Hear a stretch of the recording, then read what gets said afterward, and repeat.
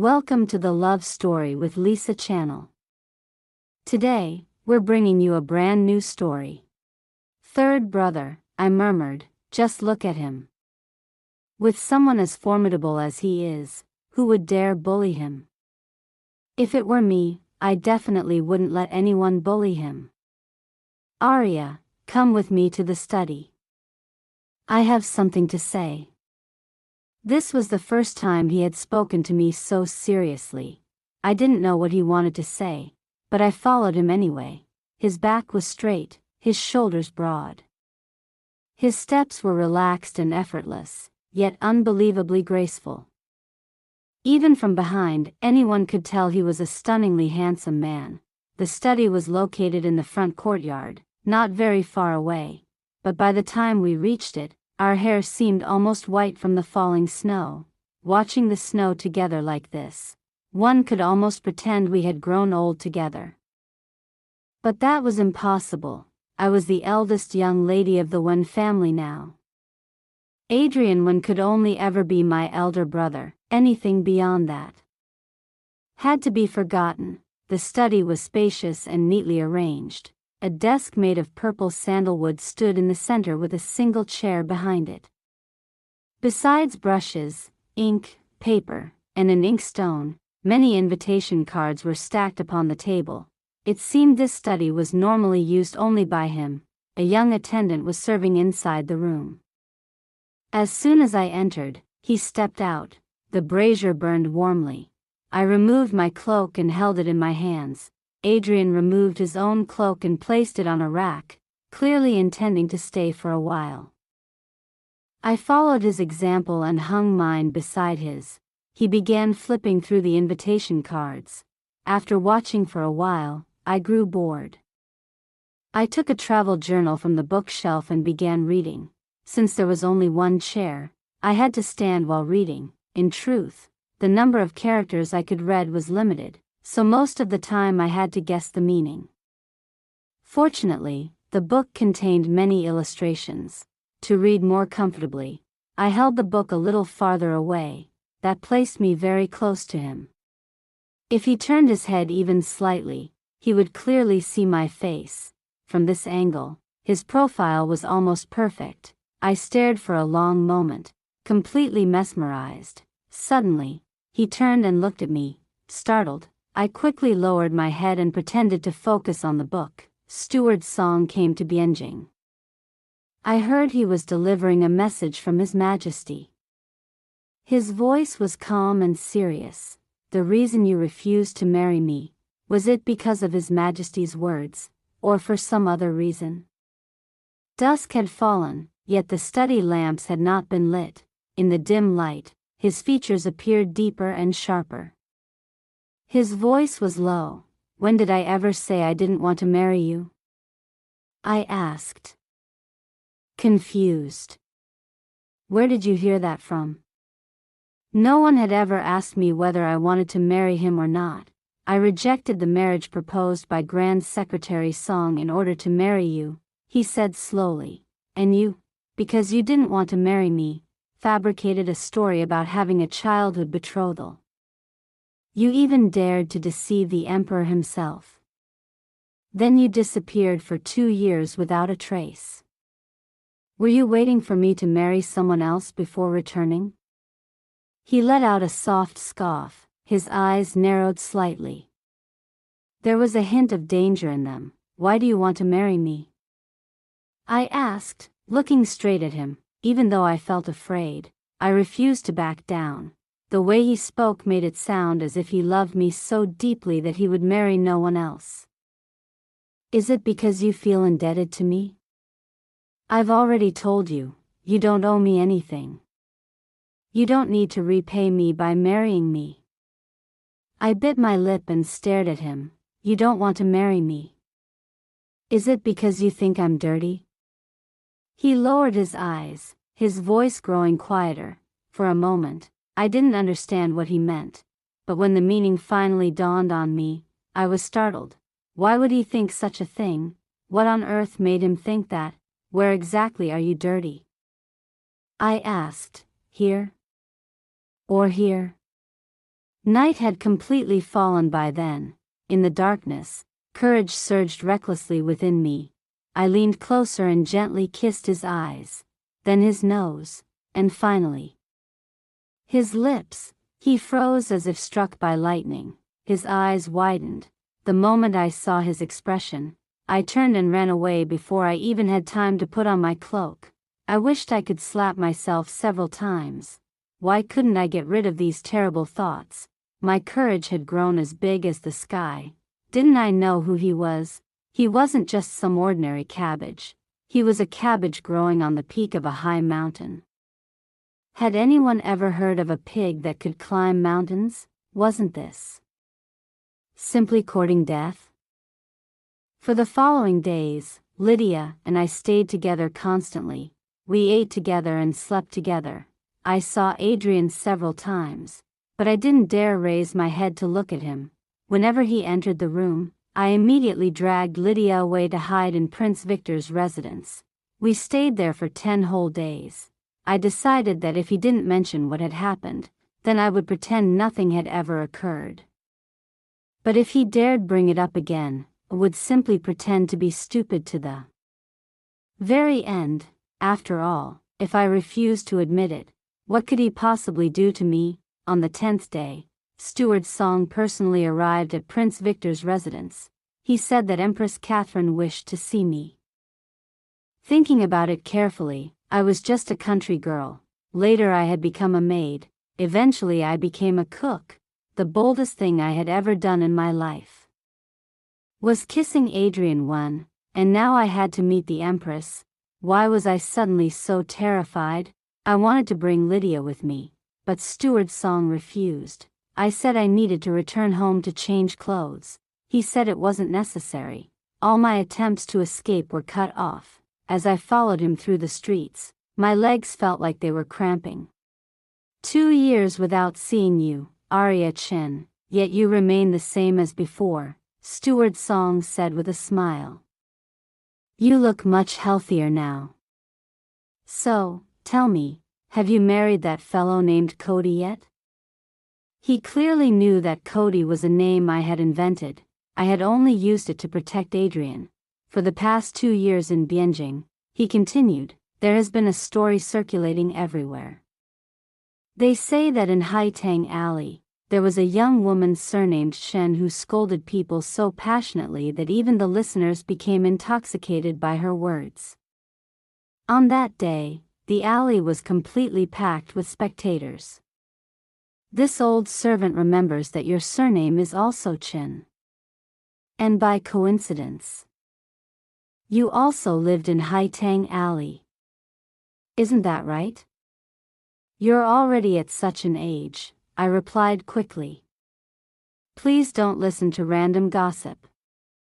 There's no such thing. His Majesty happened to mention this story today, Steward Song said calmly. So he specifically summoned the second young master. The second young master remembered everything very clearly and recounted every detail. And by coincidence, the Grand Empress Dowager was also present. She then told the story to Empress Catherine. The story was later told by Empress Catherine to the concubines of the imperial harem. From that day onward, whenever any concubine tried to stir up trouble, the Empress would bring up that story to frighten them. And so the harem had become remarkably peaceful.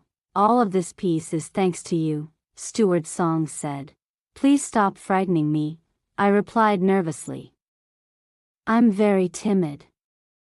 I'm living peacefully all the way out in Bianjing. How could I possibly provoke the concubines in the palace? If you take me into the palace now, won't those concubines beat me to death? What are you afraid of? Steward Song chuckled.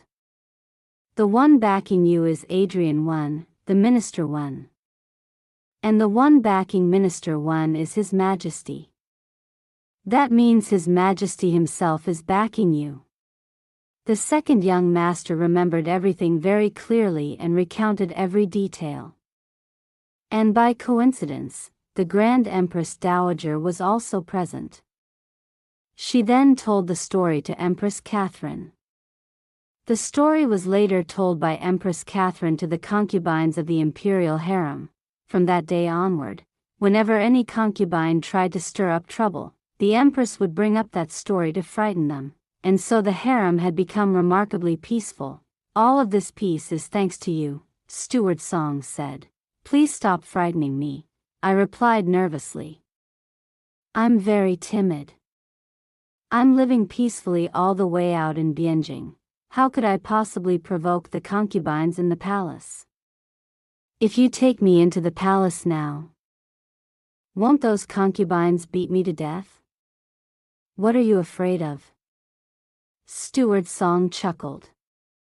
The one backing you is Adrian I, the Minister I. And the one backing Minister I is His Majesty. That means His Majesty himself is backing you. You're talking nonsense, I said quickly. But speaking of which, he continued, before meeting the Empress, you must first meet His Majesty. After all, Emperor Julian has wanted to see you for the past 2 years. Could you please stop saying things that sound so misleading? I said helplessly, yet the Emperor truly was waiting for me in the imperial study. My entire body trembled as I knelt on the ground. A long time passed, yet no one told me to rise. Stand up. The Emperor's voice sounded gentle and calm. I stood up but still did not dare raise my head. No one had ever taught me the rules of the palace. Of course I didn't understand them, but I knew well enough not to offend the Son of Heaven. You don't intend to lift your head and let me see you? The Emperor said. An imperial command was still a command, and once it was spoken, there was no reason not to obey. Slowly, I raised my head. The Emperor looked quite ordinary at first glance. Yet there was a certain aura about him. One could immediately recognize that he was the supreme ruler of the realm. His appearance was simple, but his presence was extraordinary. I heard from Su Chu and Steward Song that you are very fair, the Emperor said thoughtfully. Even 3 parts fairer than Su Chu. Why is your face so dark now? Did you smear stove soot on it to deceive me? Your Majesty worries too much, I answered quickly. I just returned from the East Sea. My skin darkened from the sea wind. After some time, it will become fair again. To be honest, who could possibly smear soot so evenly like this? Besides, it was only slightly darker. Where is your Cody now? The Emperor asked suddenly. Please forgive me, Your Majesty. What else could I say? The story about Cody could no longer fool anyone. Everyone already knew the truth. They were simply pretending not to. I summoned you today because there is something I wish to discuss, the Emperor continued. Adrian I is 31 this year, the same age as me. My eldest son is already 13, yet he is still unmarried. He lives with such purity and restraint that it almost seems as if he has no intention of taking a wife. I heard that you are now the eldest young lady of the Wen family. Everyone in that household listens to you. I wish to grant him a marriage. Ask him who he likes. Even if it's a man. I will accept it, as long as he likes them. His words stunned me. No matter what kind of past he had, you know about it, the Emperor continued. In the censorate, there is a certain censor who enjoys bringing up Adrian's past every time court is in session. I've stopped him several times. But censors are officials who have the right to speak frankly before the throne. I cannot forbid them entirely. I've heard that when you scold people in Bienjing, your words are so fierce they could be compiled into a book. Today, I'm giving you a chance to speak a fair word for Adrian. His personality is far too quiet. The Emperor turned and walked ahead. I hurried to follow behind him, wondering where he intended to take me next. Send for the ministers, he ordered. Have them gather in the courtyard before Changning Hall. Also summon the concubines from each palace. Didn't they say that I like using her to scare people? Today I'll let them see whether I truly frighten them or not. There are some people who only need a few words to make others so ashamed they wish they could die. I thought silently to myself, people who feel shame are those who still possess dignity. But those who feel no shame at all, what can anyone possibly do to them, besides? Right now I felt like a monkey from the mountains, with everyone surrounding me like this. It was really not a good situation. If Adrian Wen said nothing, what reason would I have to speak? Changning Hall was the place where the emperor and his ministers discussed matters after court. The courtyard was vast, large enough for hundreds of people to stand there without crowding. The emperor sat on a chair, wrapped in a fur cloak and wearing a warm cap. Servants even brought a brazier to warm him. But had he ever considered that the ministers did not receive such treatment? And what about me? I was freezing as well. Before long, everyone who could come had arrived. Some had white hair and long beards. Some were younger, and some were as handsome as Adrian Wen. I hadn't seen him for many days. This was also the first time I had seen him wearing official robes. The deep crimson garment suited him perfectly. Only then did I truly understand the meaning of the phrase, a face carved like jade, a figure tall as green bamboo, a beauty unmatched beneath heaven. But why was he lowering his head, avoiding my gaze? Shouldn't the one avoiding the other be me? He was the dignified Minister of Revenue, yet somehow he had managed to leave me completely flustered and unsure of myself. I didn't know how many noble ladies from the harem had arrived. Seeing others kneel, I quickly knelt as well. I recognized the Empress at once. After all, only she had the right to wear a bright crimson robe. My ministers, please rise, Emperor Julian said. Today we will not discuss matters of court. You have all been summoned here to learn a lesson, so that in the future you will know to measure your words carefully. With a wave of his hand, everyone stood. Aside from the Emperor and Empress Catherine, no one else had the right to sit. This young woman, the Emperor continued, gesturing toward me, is the eldest young lady of the Wen household. And if she wishes, she may also become the future mistress of the Wen family. Whatever role she chooses, she is still a member of the Wen family. I heard that in recent years, some people in court have been bringing up Adrian Wen's past. So she wanted to come and hear for herself what others were saying. You all know that Adrian Wen and I share a few matters that cannot be spoken openly.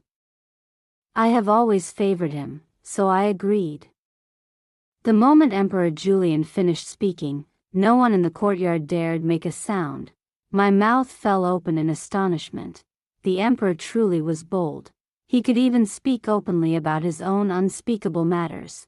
I thought to myself that I probably knew a little about those so-called unspeakable matters. Yet from beginning to end, there had been no chance for me to speak at all. Censor Zhang, the emperor said calmly.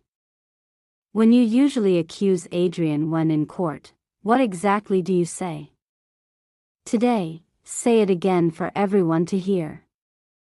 The person the emperor called forward was none other than Censor Zhang himself. He stepped out from the crowd. I glanced at Adrian. He stood there with his head lowered, steady as a mountain, as if the entire matter had nothing to do with him. Censor Zhang appeared to be around 40 years old. His face was pale, clean-shaven, and stern. Fine wrinkles at the corners of his eyes revealed his rigid and upright temperament. He flicked his sleeves, raised his chin, and looked extremely indignant. Lord Zhang, wait a moment, I said quickly. Before you begin, let's make something clear. We're not playing the game of threatening people with death here. If someone dies, it should at least be in the right place. His Majesty has already said that he and Minister Wen share certain matters that cannot be spoken openly. Even if you smashed your head to death here, His Majesty might still not dismiss Minister 1 from his post. Unless you intend to accuse His Majesty of being a foolish ruler. I am merely a common woman from the East Sea, I continued calmly. On my journey to the capital, I have practically crossed the entire realm of Great Qing. I have traveled by boat and met fishermen, jade craftsmen, sailors, and merchants. I have ridden in carriages and met escorts, mothers traveling long distances with their children to visit relatives. I've met all kinds of people. Do you know what they say about the emperor? They call him a wise ruler. They say Great Qing is entering an age of prosperity, like the glorious Xinguan era of old. So tell me, Lord Zhang, who would believe your words? Even if you died today, perhaps no one would ever know. After all, not everyone gets their name written into the official histories.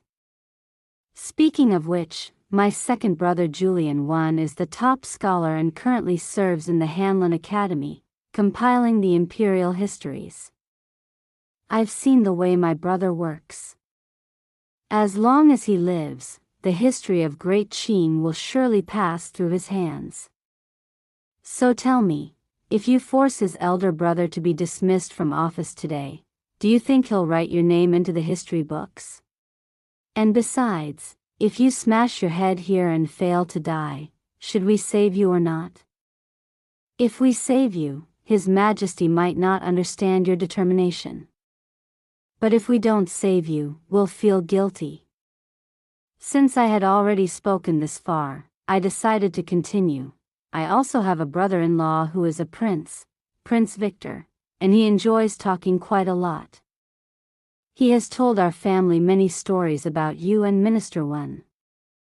Every day you diligently scold him in court. Your first accusation is that he once served as a male favorite, and therefore cannot possibly be a minister. Your second accusation is that he bewitched the ruler and brought chaos to the realm. Let's talk about the first accusation. Which law of Great Qing states that someone who once served as a male favorite cannot become an official? He achieved the rare distinction of ranking first in all 3 imperial examinations. When his family encountered disaster, he endured humiliation under a villain in order to save them. That is filial piety. He later relied on that villain, enduring years of hardship, not for wealth or status, but to destroy that villain's conspiracy and restore peace to Great Qing. That is loyalty to the emperor. Lord Zhang, you think he does not deserve to live. So after completing such deeds, must he die to prove his purity? In what way is he impure? He merely slept with a woman once. Can you guarantee that every woman you've slept with has only ever slept with you? If you discovered they had slept with someone else, would you be so ashamed that you'd kill yourself immediately? If you can do that first, then you may tell him to die. You say he bewitched the ruler. Is that because he's handsome? Well, everyone can see that. In fact, compared to most beauties, he's probably 8 or 9 parts more beautiful. Who doesn't enjoy looking at a beautiful face? I suspect you're simply jealous. Jealous that he is both handsome and favored by the emperor. Lord Zhang, if you feel jealous, you should keep it in your heart. Why say it out loud? As for your claim that he brings chaos to the realm, that's even more ridiculous. Great Qing has waived taxes for 2 years, yet the national treasury remains full. The granaries are full. Military rations have even doubled. So I'd like to ask, besides you, Lord Zhang, who exactly feels that the realm is in chaos? A censor is an official of remonstrance. His Majesty grants you the authority to speak. But that does not mean you may say whatever you like or accuse whoever you please. I may not be highly educated, but I understand a few basic principles. If people do not understand human nature, that's unfortunate. Adrian One himself may be a bit muddle-headed. But if he remains silent forever, even I might begin to believe he truly is guilty. There's a saying among common folk, a person's mouth is terrifying. Spittle alone can drown a man. I wonder if Lord Zhang understands that principle. By the way, where does Lord Zhang live? Who lives in your household? When I have time, I'd love to visit. I'll stop by your residence and see whether your family is poor, whether you eat only porridge every day, and whether your wife is starving and thin as a stick. If that's the case, I'll bring some food with me. Lord Zhang, you wouldn't mind me interfering in your household matters, would you? I have a bad habit. Whenever I don't understand someone's family affairs, I feel compelled to stick my nose into them. You've already involved yourself in my family's matters. So naturally I must also concern myself with yours. Fair is fair. If Lord Zhang has anything else to say, please go ahead. I'm listening. In truth, that skinny wife of his was actually plump and round, and his son was a reckless troublemaker who caused chaos everywhere he went. Honestly, I wanted to expose all of it. But Censor Zhang simply opened and closed his mouth again and again, unable to utter a single word. He clearly did not understand country people. Even when two farmers are so tired they collapse, they can still argue while lying down, and after eating, they'll continue arguing again, for 12 whole hours without stopping. What kind of quarrels had I not seen before? After I finished speaking, I suddenly felt refreshed. Even the cold air no longer seemed so biting, so young, yet her tongue is incredibly sharp. A slightly plump official with a long beard suddenly spoke. Judging by his appearance, he seemed to be a high-ranking first-grade minister. You flatter me, my lord. I replied modestly. I glanced at Adrian One. Was his head filled with iron or something? Why was he still keeping it lowered, refusing to raise it? Did everyone hear that? Emperor Julian said calmly. Take care of your own affairs and don't meddle too deeply in the matters of others. All right, that's enough for today. You may all return. I still have something to discuss with Arya Chen and Adrian One. Once the emperor dismissed them, who would dare remain? Only the ladies of the harem lingered slightly. There's no need for you ladies to leave so quickly, the emperor said with a smile. I don't eat people. Arya Chen, to be honest, when it comes to scolding people, I truly admire only you. Your words are easy to understand, not a single vulgar curse in them, yet you can still make someone lose all face and trample them mercilessly. If I ever need such a service again in the future, don't refuse me. The emperor joked openly. Your Majesty jests, I replied calmly, my expression unchanged. Adrian, the emperor said, turning to him, escort Arya Chen out of the palace. After all, Steward Song is getting old. We cannot rely on him for everything. Take her to the palace gate, then return. Minister One must be very busy, I said quickly.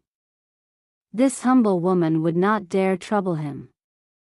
Your Majesty may simply assign someone else to escort me out. Isn't he your own Minister One? The emperor laughed.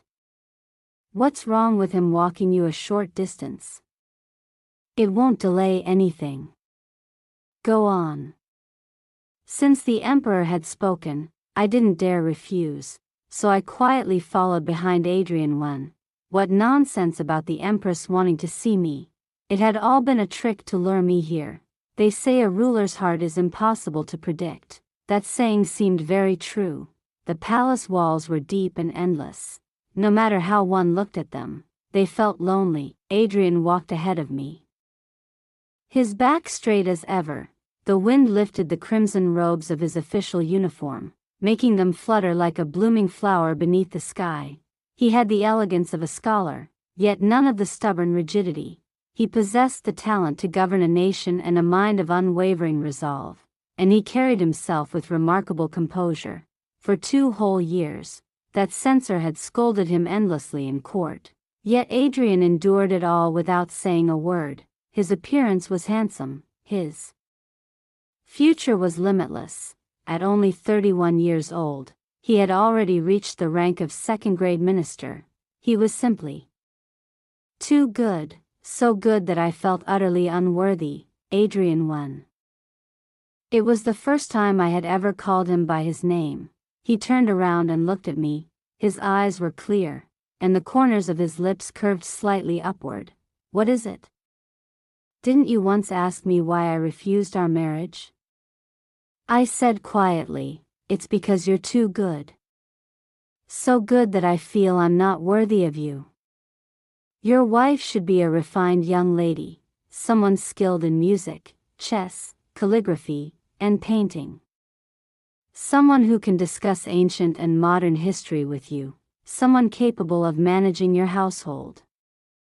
But I cannot do those things. I knew very well that the things I was good at were not what he needed. As for who is worthy of me, I continued softly, that is naturally for me to decide. That very day, after returning home, I moved back into the Wen residence. There was no point in avoiding things any longer. After all, he had already said it himself. Whoever he wished to marry, he would know it clearly. Perhaps I had simply been overthinking everything. The Wen family was small and uncomplicated. My second sister-in-law Clara Wen managed the household very well. After the years of imprisonment he had endured, it seemed Lord Wen had completely lost any desire for official life. Every day he practiced calligraphy, painted, strolled about while watching birds, or played chess. When I had nothing to do, I followed him and practiced writing as well. Whether my writing looked good or not was another matter, but I had perseverance. Gradually, I began to recognize more and more characters. Seeing this made Lord Wen extremely happy. Only Lydia Wen stubbornly stayed at her parents' home and refused to return. Prince Victor's face grew darker and darker with each passing day. Clara and I discussed the matter and specially prepared a courtyard so that Prince Victor could move into the Wen residence as well. The moment he moved in, his mood improved immediately. He even brought many bolts of fabric and pieces of jewelry. Clara distributed them among the women of the household. My brothers were all displeased about this, but their displeasure meant nothing. Who cared about them anyway? In any case, the parents and the married couple themselves were very happy. Lady Wen's eyesight had grown poor. She could no longer sew clothes or embroider flowers. Every day Lydia and I sat beside her, chatting. Whenever someone invited her to a banquet, she would bring Lydia and me along. If Clara was free, she would come too. Thus, Adrian Wen and Prince Victor personally escorted us to those gatherings and later came to fetch us home. Every time I attended a banquet, I felt that the women of other households looked at me as if they were walking on thin ice. None of them wanted to speak with me, yet they adored Clara. They kept asking her about Adrian. They asked about Adrian's preferences, and they treated Lady Wen with extreme attentiveness. Lydia and I simply sat to one side and listened. Lydia now carried the dignified air of a princess consort, but when it came to irritating people, she had probably learned that skill from me. My elder brother's marriage is not something any of you can decide, Lydia said coolly. Why don't you go ask the emperor instead? The moment her face darkened, no one dared ask another question. After attending a few such banquets, I quickly grew bored, so I stopped going. Lady One and Lydia stopped going as well. Only Clara occasionally had to attend once or twice for the sake of social obligations. Winter arrived. Lydia was already more than 7 months pregnant, using the upcoming new year as an excuse. Our parents sent her back to Prince Victor's residence. I didn't know how Prince Victor persuaded her, but she now returned to visit every 4 or 5 days. When Lydia wasn't around, my days became even more idle. Every kind of quarrel. What haven't I seen before? After saying that, I suddenly felt refreshed, as if the cold in the air had lessened. So young, yet your tongue is sharper than any official's, a somewhat plump man with a long beard suddenly exclaimed. Judging by his appearance, he looked like a first-rank official. You flatter me, Your Excellency, I replied modestly. I glanced sideways at Adrian One. Was his head filled with iron or something? Why did he keep bowing his head and refuse to raise it? Did everyone hear that? I continued. Mind your own affairs. Don't meddle too deeply in other people's business. All right, that's enough. Everyone may leave now. I still have something to discuss with Arya Chen. As soon as Emperor Julian gave the order, the crowd dispersed at once. Who would dare linger after that, Your Highnesses? There's no need to leave in such a hurry, I said lightly. I don't eat people. Then Emperor Julian looked at me with amusement. Arya Chen, to be honest, when it comes to scolding people, you're the only one I truly admire. Your words are crystal clear, without a single vulgar term, yet they still manage to trample someone's dignity without mercy. If I ever need such a service again, don't refuse me. Your Majesty jests, I answered calmly, my expression unchanged. Ru Su, escort Arya Chen out of the palace, Emperor Julian ordered. Steward Song is already old. We can't trouble him with everything. Take her to the palace gate and then return. Minister One must be very busy, I said politely. This common woman would not dare trouble Your Majesty. You may simply appoint someone else to escort me out. Isn't he the Minister One of your own household? Emperor Julian replied with a grin. Let him accompany you for a while. Nothing will go wrong, and it won't delay anything. Go on. Since the Emperor had spoken, I naturally did not dare refuse. I followed behind Adrian One, so the claim that Empress Catherine wanted to see me had only been a lie to summon me here. People often say the Emperor's heart is impossible to fathom. That statement seemed entirely true. The palace walls were deep and towering. No matter how one looked at them, they felt lonely. Adrian One walked ahead of me, his back straight as a spear. The wind lifted the red robes he wore, making them flutter like a flower blooming in the sky. He carried the refined elegance of a scholar, yet without stubborn rigidity. He possessed the talent to govern a nation, a mind of unshakable resolve, and the upright bearing of a true official. Even that censor Zhang had scolded him relentlessly for 2 whole years, yet Adrian One endured it all without uttering a single complaint. His appearance was handsome, his future bright beyond question. At 31 years old, he had already reached the rank of second-grade official. He was simply too good, so good that I felt completely unworthy. Adrian One. It was the first time I had ever called him by name. He turned to look at me. His gaze was clear, and the corner of his lips lifted slightly. What is it? Didn't you once ask why I refused our marriage arrangement? Because you are too good, I said quietly. So good that I feel unworthy. The woman who becomes your wife should be a refined young lady, skilled in music, chess, calligraphy, and painting.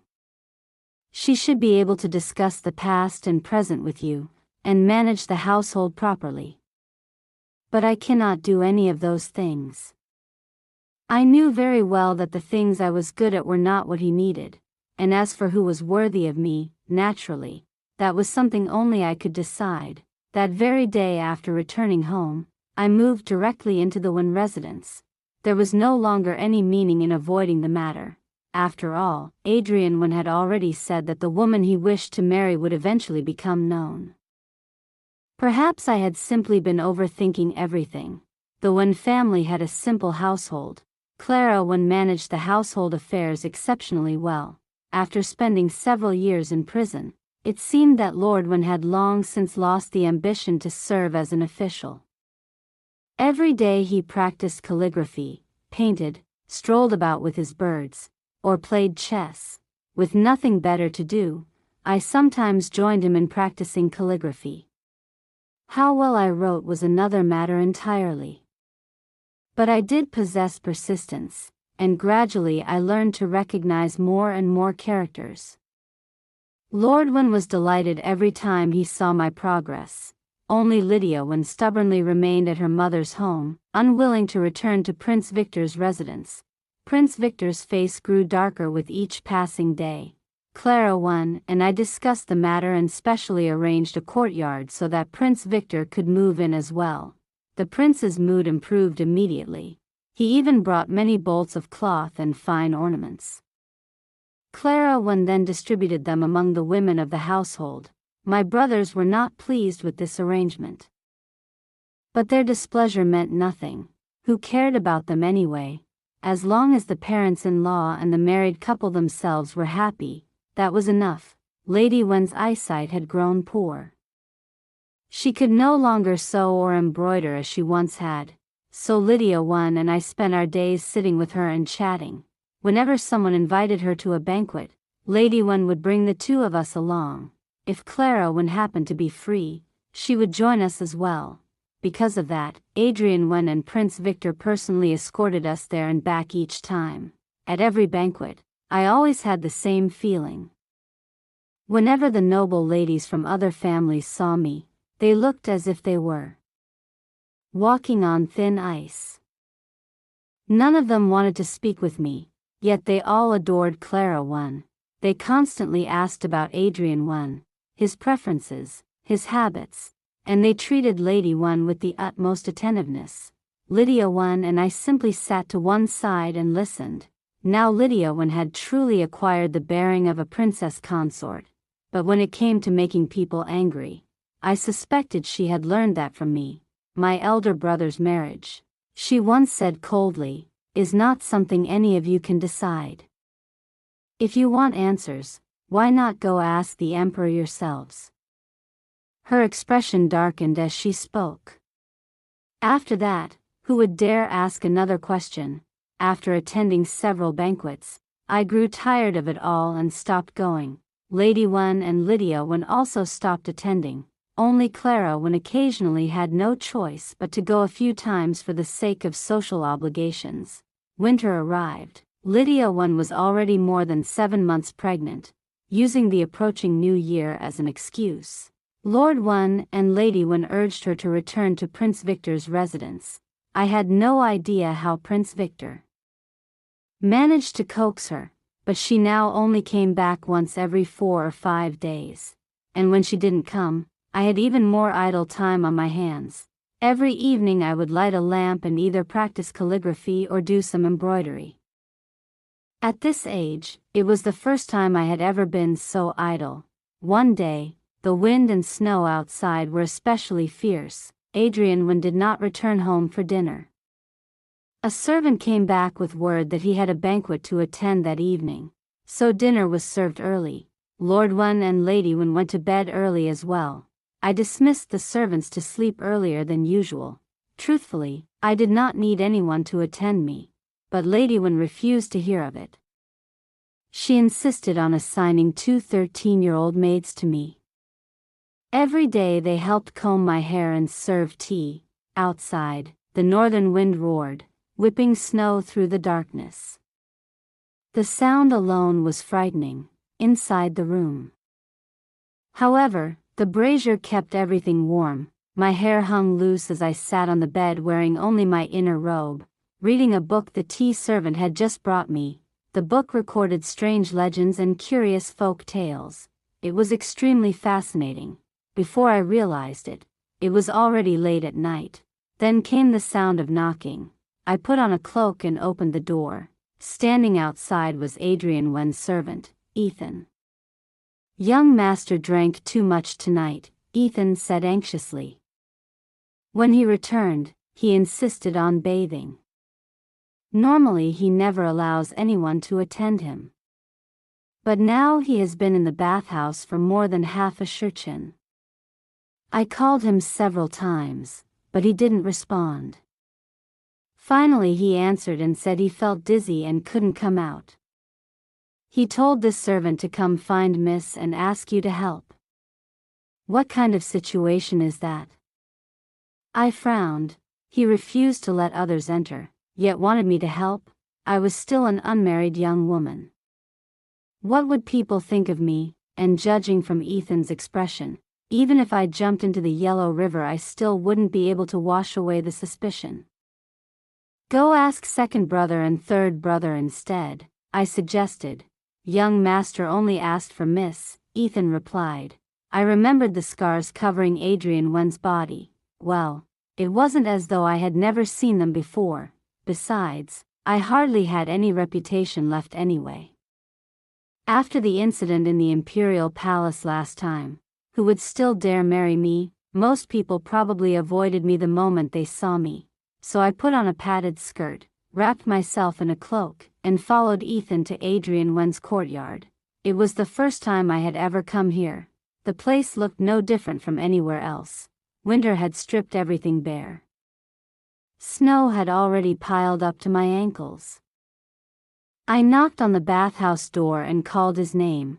It took a long time before he finally answered. He told me to come in, but something about his voice sounded hoarse and strange. Something felt wrong. I pushed the door open. Inside the bathhouse was a large bathing pool, 8 feet wide and 10 feet long. Beside it stood a couch covered with towels and cloth. Adrian Wen leaned against the edge of the pool. His hair was still tied up. His clothes were piled messily beside him. The water in the pool held no warmth at all.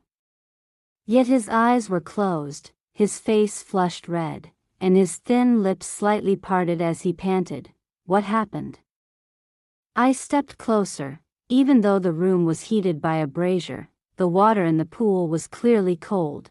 His chest was bare, though his trousers were still on. Arya Chen. He opened his eyes. The corners of his eyes were crimson, his gaze filled with moisture. The old wounds on his body had healed, but the scars remained. "You've been drugged," I said, biting my lip. At this point, what else could it possibly be? Who would harm him like this for no reason? And how had he endured it until now? Arya Chen. He called my name again weakly, judging by his condition. He was already losing consciousness. This was an extremely vicious aphrodisiac. If it wasn't resolved in time, he might die suddenly. Or perhaps, a selfish thought had already formed in my heart. I didn't want to search for an antidote. I removed my cloak and sat beside the pool. Looking into his unfocused eyes, I thought, whoever administered this drug was truly cruel. They clearly knew what Adrian Wen valued most, yet they intended to destroy it. If he were humiliated outside today, with his personality, he would surely choose death. "It's me. Arya Chen." I lifted his face and lowered my head to kiss his lips.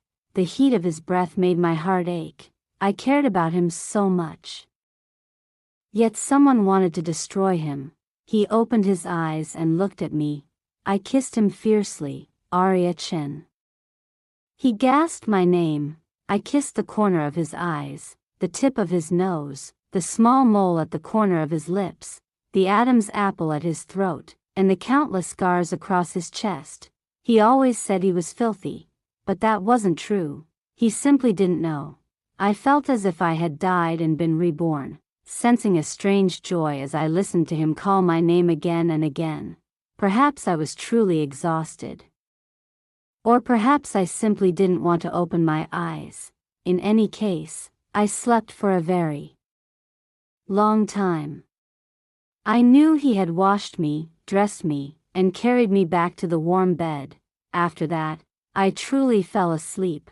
When Lady Wen arrived, my hair was disheveled as I lay sleeping peacefully in Adrian Wen's bed. She woke me up. I was still half asleep. Adrian Wen was kneeling on the ground.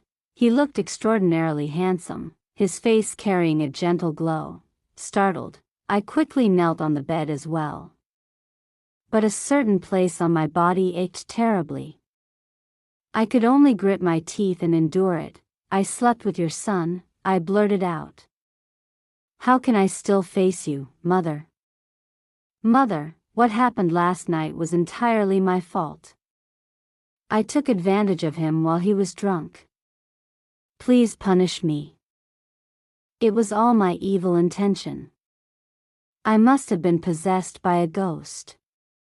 Only the three of us were in the room. Lady Wen remained silent for a long time. I lowered my head and secretly glanced at Adrian Wen. He was still kneeling upright and dignified.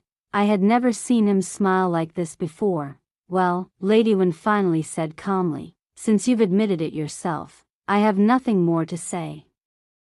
I'll ask your father to choose an auspicious day soon so we can hold the wedding." My mouth fell open in shock. Lady Wen smiled kindly. Not a trace of anger could be seen on her face. Instead, she told me to lie down again, eat something, and continue sleeping for as long as I wished. Then she told Adrian Wen to bring medicine for me. As she turned to leave, she even scolded him. "Don't you know any restraint? How could you torment her the entire night like this? What if you injured her?" I lay down and pulled the blanket over my head. How could I possibly face anyone now? How did Mother even know about the whole night of torment? In my hazy memories of last night, the commotion had been far more than just loud. Adrian Wen had truly gone mad. It was terrifying. My mother once said that a man with a slender waist lacked strength. Clearly, she had lied to me. There is no need for my father to choose an auspicious date. The very next day, Emperor Julian bestowed an imperial marriage upon us. The wedding was set for the 8th day of the 12th lunar month. It was said to be an extremely fortunate day, one on which everything would proceed smoothly. Along with the decree came my betrothal gifts. I would be married off from Prince Victor's residence, and before the wedding I moved into the prince's manor. From the day the marriage was decreed until the day of the wedding, there were only 10 days left. I didn't even have time to embroider a bridal veil. After losing face so thoroughly, who could still care about ceremonial propriety? I heard that Adrian Wen came twice to see me, but both times Lydia Wen chased him away immediately. Lady Wen said that meeting before the wedding would bring bad luck. She told him to go back and wait for the wedding day. Before leaving, he left behind a small note written on peach blossom paper. "I have admired you for a long time, only you did not know. To be able to marry Arya Chen, Sue is overjoyed beyond measure." I pressed my lips together and held the peach blossom note tightly against my chest.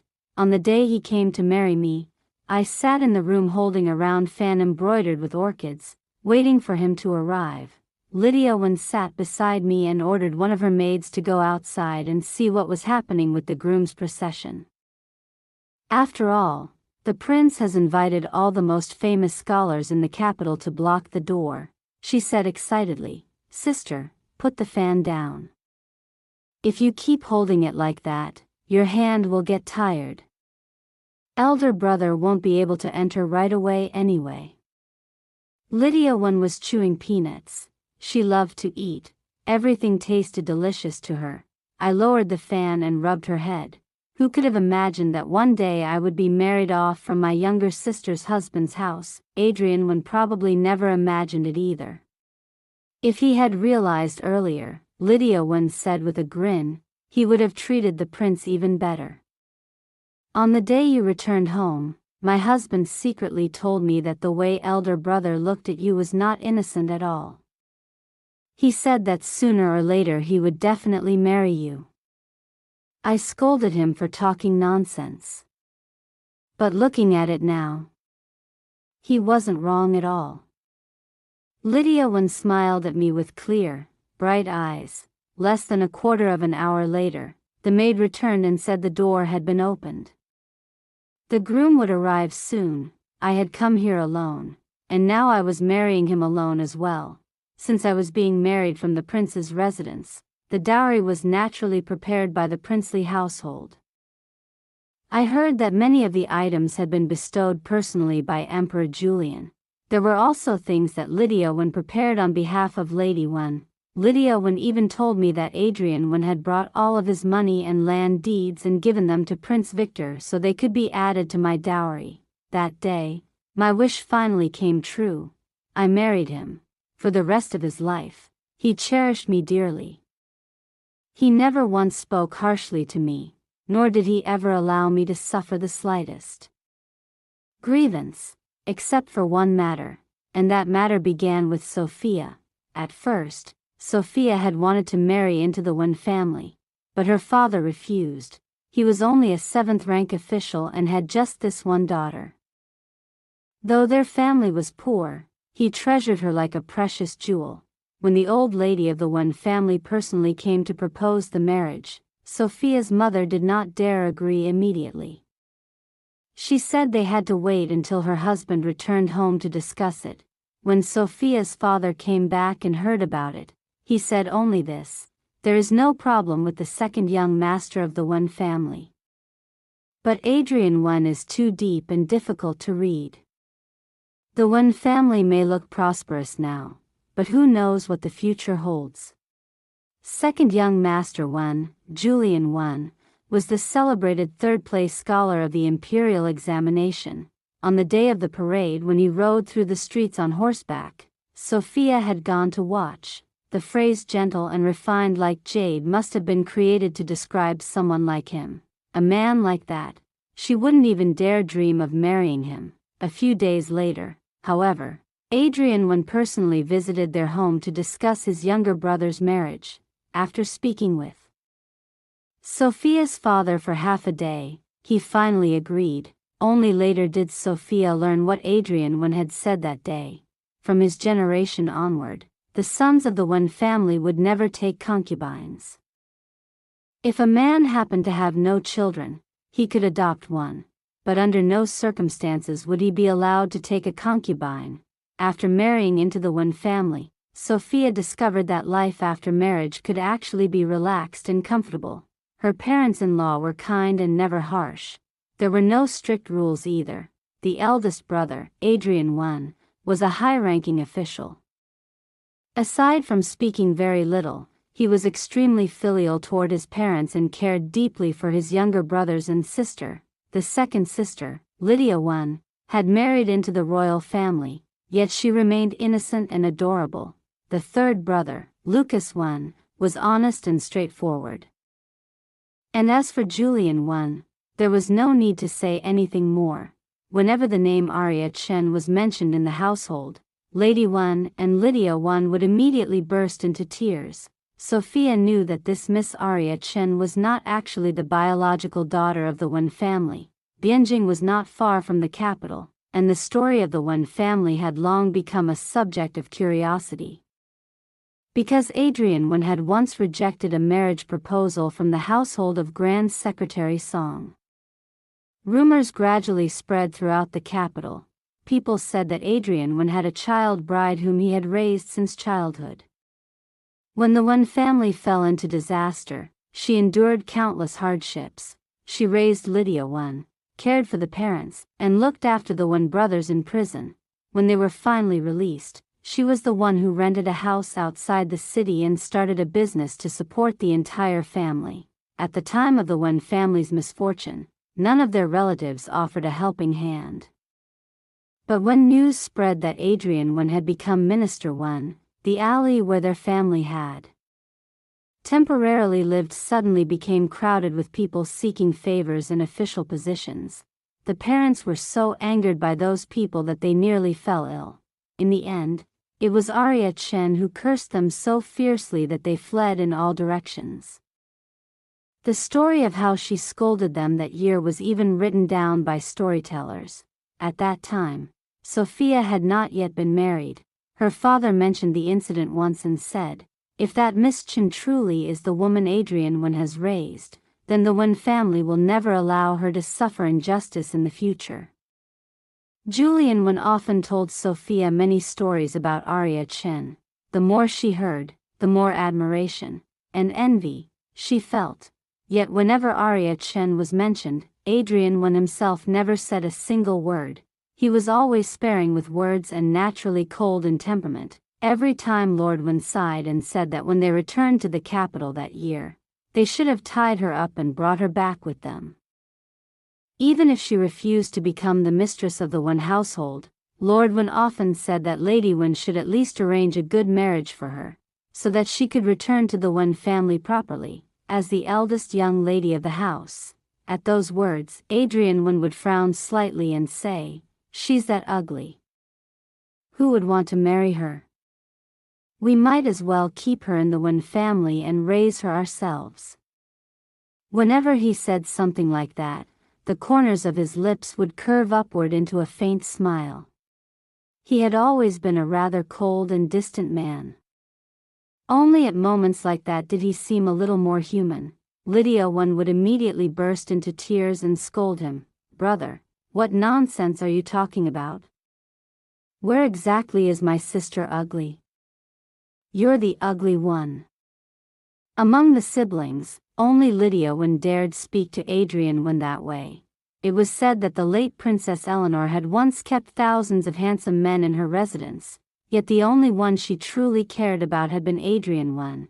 If not for the fact that she died only a few days later, Adrian Wen might have become the imperial consort himself. That alone showed how unmatched Adrian Wen's beauty was throughout the entire Great Qing Empire.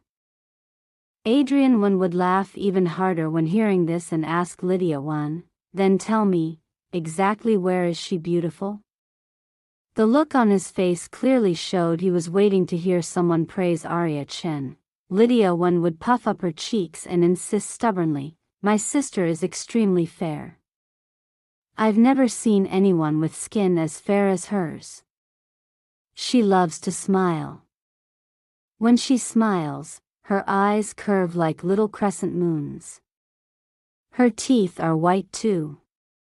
The phrase, "red lips and white teeth," must have been created to describe her. "And her braid is thick and long." When men in the noodle shop see her smile, they blush immediately. "Brother, tell me, doesn't that count as beautiful?" Lady Wen would then say gently, "Lydia Wen isn't wrong at all. I've never seen another young lady who loves to smile as much as she does. Her temperament is careful and thoughtful. Once we arrive in the capital and people meet her, I'm sure many men will want to marry Arya Chen." Just like that, 2 years passed, and then she truly returned. She wore a cloak with a large hood and a white fox fur hat. When she walked, her stride was wide and confident, carefree and bold. Just as Lydia Wen had said, when she smiled her eyes curved like crescents. Her cheeks were full and her skin fair and luminous. If no one said anything, who could guess that she was already 25 years old? Yet the entire family insisted that she was dark-skinned. If she looked like this while being dark, then just how fair would she be otherwise? Her personality was wonderful. She was not picky with food. Her conversation was lively, her knowledge broad. One could talk with her for days without growing bored. Most importantly, her cooking was incredibly delicious. Lydia Wen also liked to braid her hair into a single thick braid. Even after marrying, she never changed that hairstyle. It turned out she had learned it from Arya Chen. Arya Chen was the same. Her thick black hair was woven into a long braid.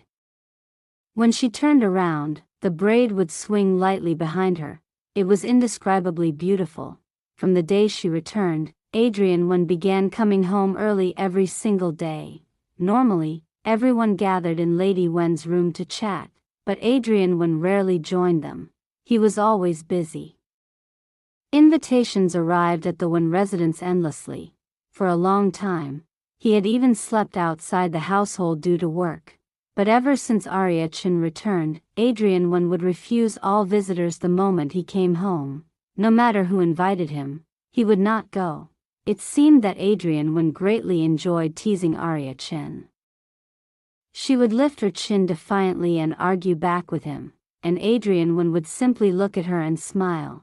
In his eyes, there was only Arya Chin. Everyone in the family knew that Adrian wanted to marry her, everyone, except Arya Chin herself. One day they stood beneath the eaves talking. After speaking for a long time, Arya Chin tilted her head back to look up at him, while Adrian lowered his head to listen. When she was happy, her laughter rang out like clear bells. When she was unhappy, she would tilt her head and glare at him. Adrian would reach out and rub her hair, then she would immediately brighten again. Those eyes of hers seemed to hold an entire sky full of stars. Julian and Sophia watched them from a distance. After watching for a while, Julian suddenly began to cry. "Sophia," he said softly, "look at them. Aren't they a perfect match?" The humiliation that brother endured, only she truly understands. If it hadn't been for Arya Chin back then, mother would have died. And if mother had died, how could the rest of us have survived? When brother was at his lowest, it was Arya Chin who supported the entire family and led us forward. She spoke to him often about integrity and courage. Brother once said that if it weren't for her, he would have died long ago. To call her merely a life-saving benefactor would be far too shallow.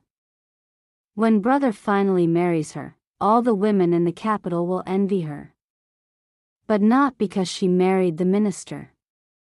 They will envy how brother treats her. When she marries into the Wen family, it will be both her husband's home and her parents' home. She can act spoiled with father and mother.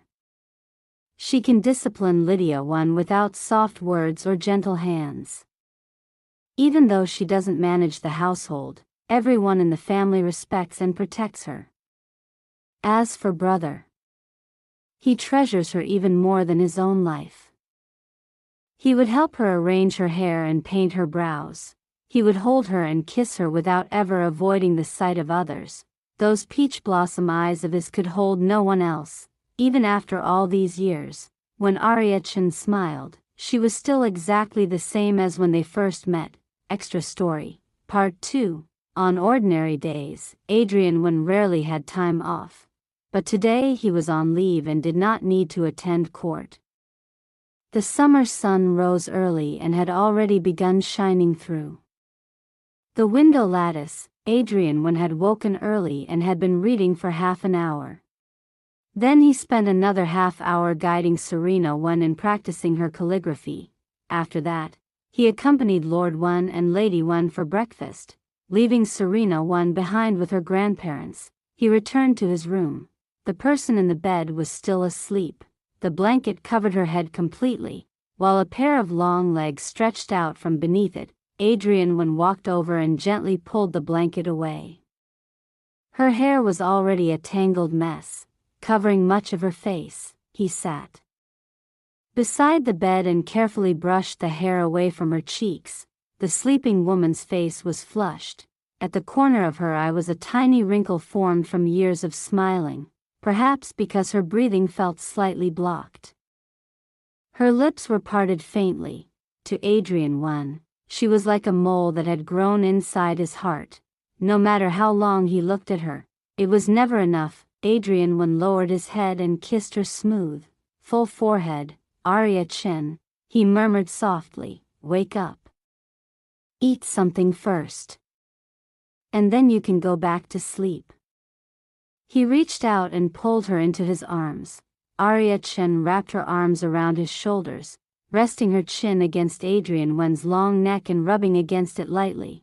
I still want to sleep a little longer. She mumbled drowsily. You have to eat breakfast first, Adrian Wen coaxed patiently. Eat your fill, and then you can sleep again, all right? Arya Chen shook her head and hugged him even tighter. Adrian Wen had no choice. His temper was never particularly good, yet for some reason, when it came to her, he possessed endless patience. So he simply let her lie there in his arms. After about half a quarter of an hour, she finally opened her eyes with great difficulty and let out a huge yawn. Tears shimmered faintly in the corners of her eyes. She lifted her head and kissed the small mole at the corner of his lips. Only then did she slowly climb out of bed. Adrian Wen had already prepared the water for her to wash her face. Neither too hot nor too cold, just perfectly warm. She washed her face, brushed her teeth, and then sat down on the chair, watching her husband. Adrian Wen picked up the comb and skillfully began arranging her hair. Minister Wen, she suddenly said, last night I had a dream. In the dream, you told me that the aphrodisiac that day was something you arranged yourself. Tell me, was that dream real? She turned her head to look at him, the corners of her lips curling into a mischievous smile. Adrian Wen's hands paused for a brief moment, then continued braiding her hair. It wasn't exactly administered by my own hand, he said slowly, but at the very least, I was involved. That day I attended a banquet at Grand Secretary Song's residence. Someone there was dissatisfied with me and intended to drug me to make a spectacle of me. I had already known about it for some time. I simply chose not to expose it. I drank half a cup of the wine containing the drug. I thought, if you truly didn't care about me, then even if the medicine took effect, I wouldn't die immediately. He spoke calmly, his voice steady. Arya Chen suddenly laughed. If Emperor Julian had not accidentally revealed the truth back then, she might never have known in her entire life. Everyone knew you wanted to marry me, she said teasingly. Everyone except me. I kissed you and ran away. If you hadn't used a tiny little trick, you might still be lonely now. Adrian Wen let out a low chuckle.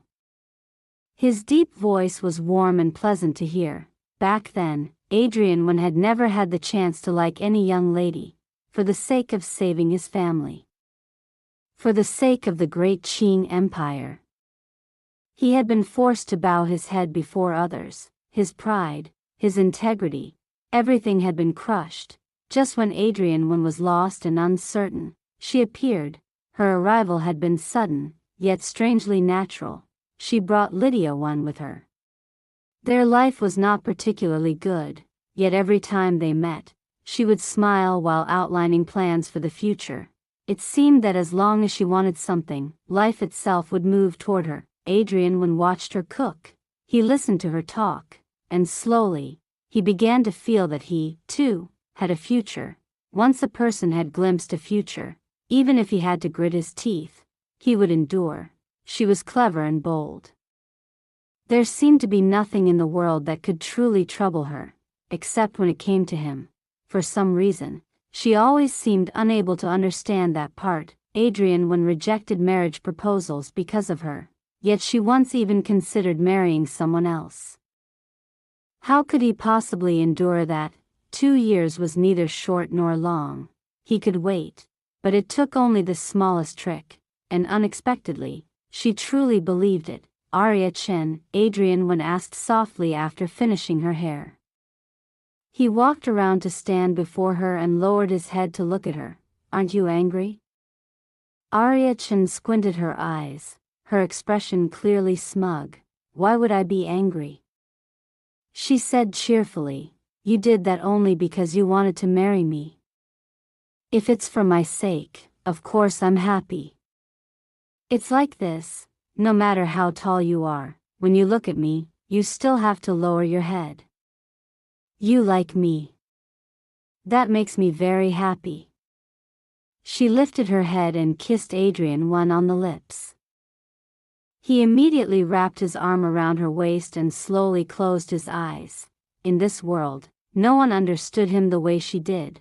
By the time they stepped outside, it was already close to lunchtime, not breakfast. Serena was in the courtyard kicking a shuttlecock. When she saw her parents, she spoke in a childish voice. "Father, you spoil Mother too much. What kind of daughter-in-law sleeps until noon like this?" She looked just like her father, small and delicate, a beauty in the making. The only difference was that, just like her father, she rarely smiled. Hearing Serena Wen's words, Arya Chen showed not the slightest embarrassment. She squatted down in front of her daughter and pinched the child's plump cheek. "You're still little," she said seriously. "Of course you don't understand the benefits of sleeping late. Look, Mother sleeps more than Father. Doesn't that mean Mother looks younger?" Serena shook her head calmly. "Clearly Father is more beautiful." Serena Arya Chen said immediately, "Don't think that just because your grandparents love you, you can say anything you want to Mother. Mother is still very young. I'm both prettier and younger than your father." Serena looked at her with a solemn expression. "Father lies to you and you still believe him? Mother, you're already 30 years old. You should grow up." After saying that, she patted her mother's head gravely and went back to kicking the shuttlecock. Arya Chen opened her mouth. She stammered for a long time but could not find a single sentence to refute her daughter. Of course, she was the most beautiful and youthful person in the world. No one could compare with her. Adrian chuckled softly and coaxed her. She nodded firmly. Naturally, she believed everything he said. Because she knew that in Adrian's heart, she truly was. Exactly like that, years stretched long and wide before them. She already possessed the most wonderful things in life. What more could she possibly be dissatisfied with? The end. If you enjoyed the story, don't forget to like and subscribe to Love Stories with Lisa for more stories. Thank you so much.